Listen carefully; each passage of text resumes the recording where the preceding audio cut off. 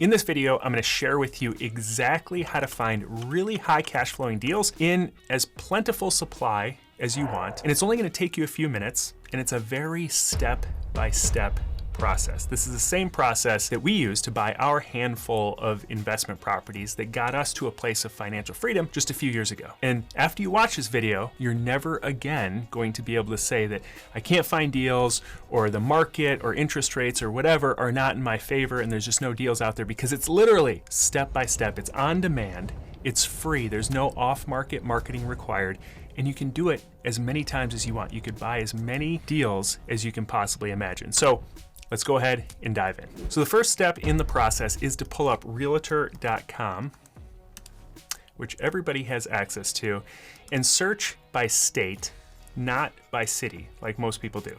So I just, before recording this video, I just picked the random state of Wisconsin. I live in Indiana, but I know Wisconsin works well for this strategy. This literally can work in any state, but typically the more affordable states are where it works a little bit better.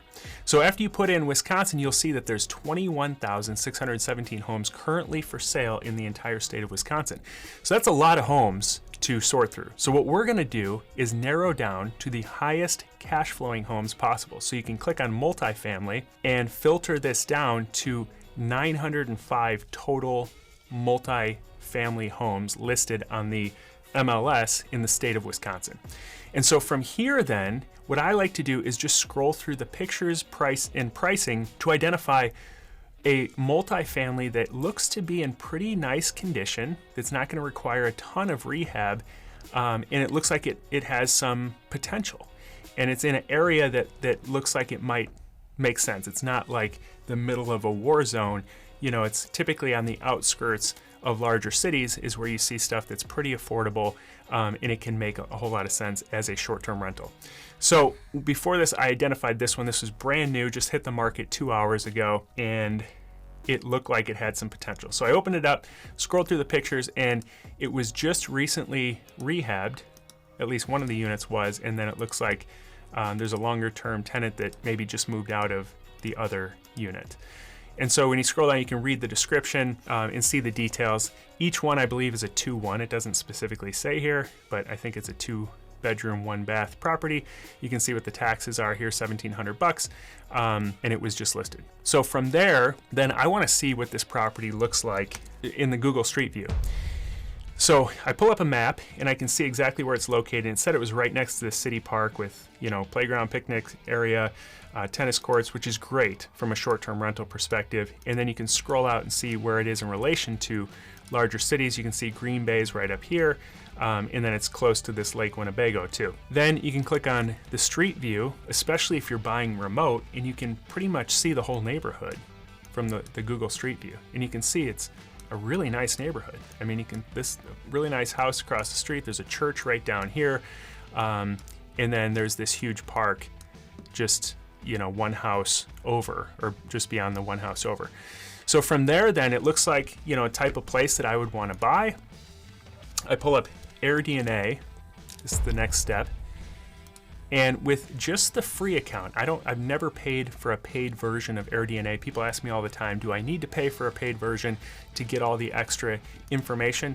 I don't think AirDNA is the most accurate when it comes to analyzing an exact address, but what I like to see is what the average is for an entire area. So with the free version, you can pick an entire area and you can go through the occupancy rate, the average daily rate, see how many listings there are. You can see how they're broken down by Airbnb, VRBO, or both, and all the different amenities that they offer.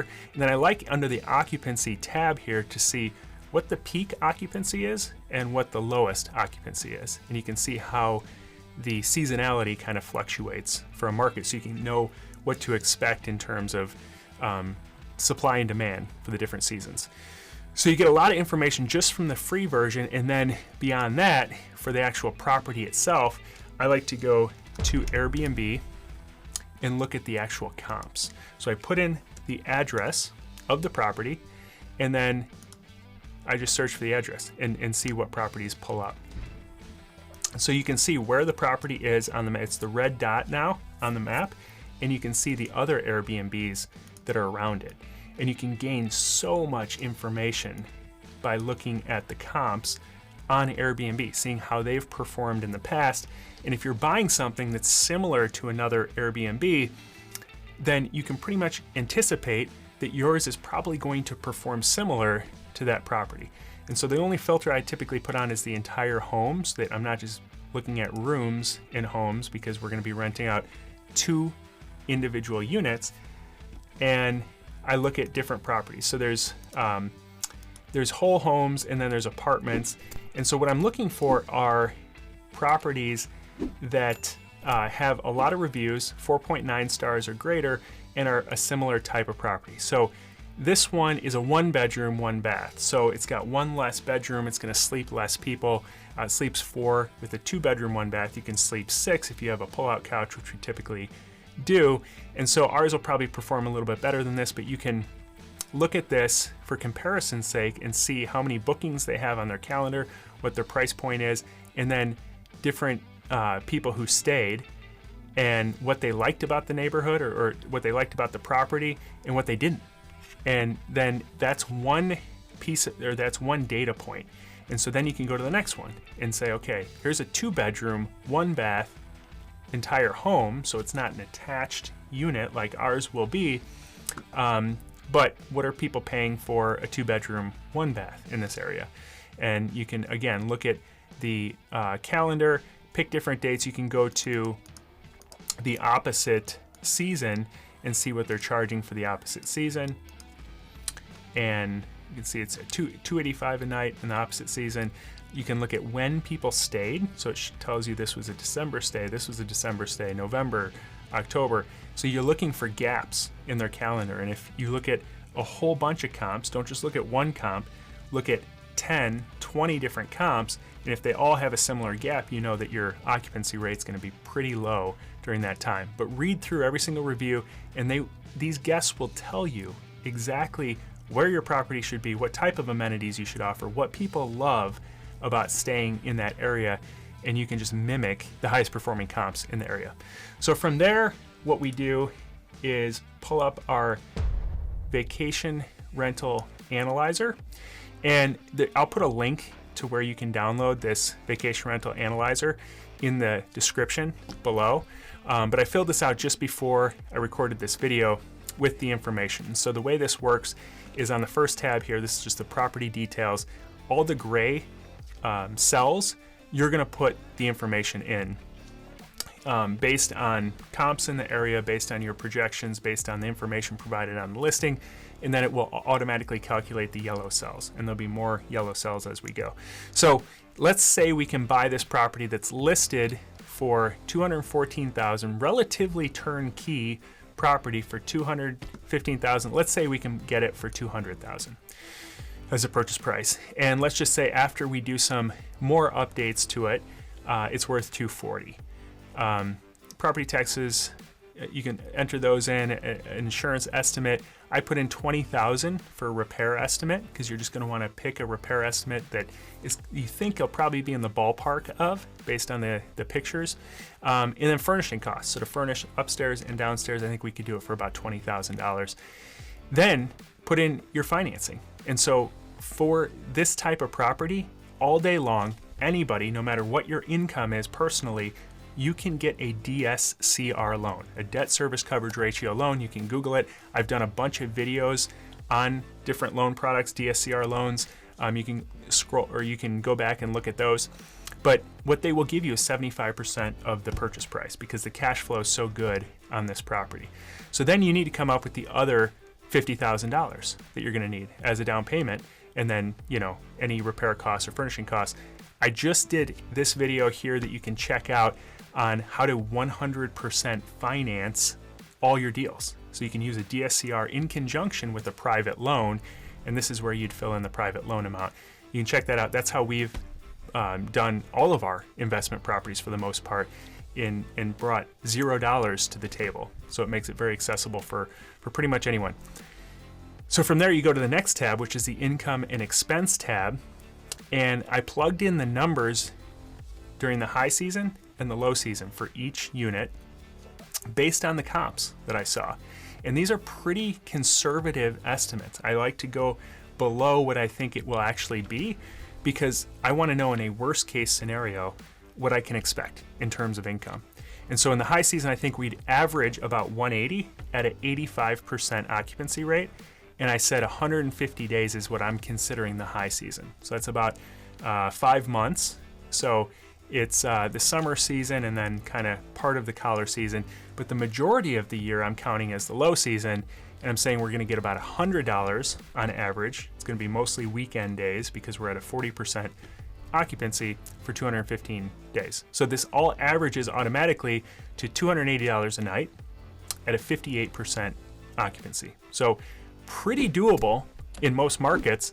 And if that's the case, you're going to make $63,000 before your cleaning revenue, and the cleaning revenue will add about $20,000 to this. So we're going to make gross total income of just under $85,000, or $67,000 basically per month.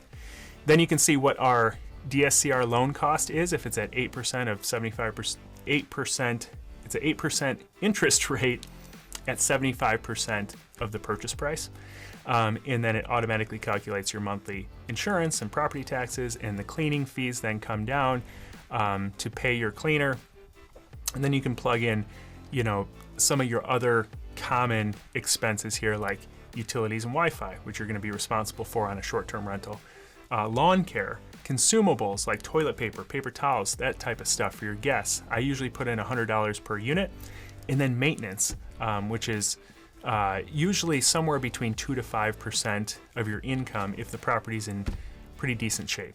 So I put in $400 as a monthly set aside, even though I know I'm not going to spend $400 per month. I'm going to have $400 sitting there because eventually I'll need to replace the roof and the furnace and things like that. Finally, we get to the deal calculations then. So assuming that all these numbers of this really quick down and dirty estimate that I did are correct, and I used pretty conservative numbers, then we're going to end up with a net cash flow of $22.75 on a monthly basis. Or if we were to put down all of the down payment and the rehab and the furnishing costs ourselves, we'd be making almost 30% on the cash that we put into this deal. So a pretty solid rental property. There's not a whole lot of rental properties out there that you can buy for $200,000 and you make $2,200 of net income after all your expenses on a monthly basis. So I found this deal in just a few minutes, went through all this in just a few minutes, and it's something that you can do in any state, and you can just scroll through and find the top deals. The next step in the process then that I would recommend is to then call the listing agent listed on Realtor.com. On the front page of the listing on Realtor.com, it tells you exactly who that listing agent is. If it doesn't give their contact information, you can Google it, you can find it very easily, and you can reach out directly to that listing agent. Then you can ask the listing agent questions about the property, confirm some of your assumptions, and then you can get an offer in on that property. And if your assumptions weren't correct, then you can pass and just go back and do it again until you find a really high cash flowing property that meets your buying criteria. I work with people on this process every day, not just the process of finding a great deal like this, but also how to finance this type of property, how to set up this property and create the ideal experience for your specific ideal guest, and then how to set up systems, really simple to follow management systems, so that you're not paying a professional property manager, but it's not taking up a ton of your time, and you can cash flow as high as humanly possible. So if that's of interest to you and you want to work with me personally on that entire process, you can go to the link that just popped up and you can set up a Zoom call with me. There's a short questionnaire, and then you can set up, it'll give you access to my calendar so you can set up a Zoom call with me. We can talk about your goals and whether the program would be a good fit for you. I appreciate you taking the time to join me today. God bless, and I'll see you in the next video.